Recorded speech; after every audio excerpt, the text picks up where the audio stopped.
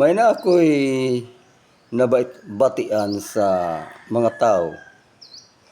Kapag mangaral ka sa pulong sa Ginoo, moingon na sila nga, tuuhan ba na nga sinulat raman nagtao? Kaya nangyari na sa akong kinabuhi nga sadya nangaral ko sa pulong sa Ginoo. Munay ilang istorya.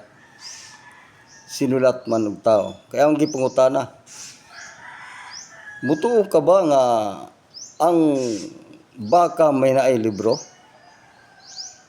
So, tuo ko.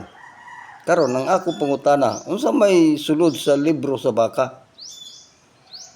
Si Atae. Amo na, no? Nga mutuo sila sa baka nga naay libro, pero sulod tae. Kinsa may ato pasulat sa Biblia? Iro. Kung pasulat to ng iro, di mo naslalo, tandi mo to. Di mo nakistorya ng iro. Iring. Unsa pa diya, mga hayop. Kaya ang nagsulat sa Biblia, mga taong mga balaan nga dinihugan sa Espiritu Santo sa Dios. Kaya, guys, hinumdumi nga ang panahon hapit nang mubalik si Jesus Christ.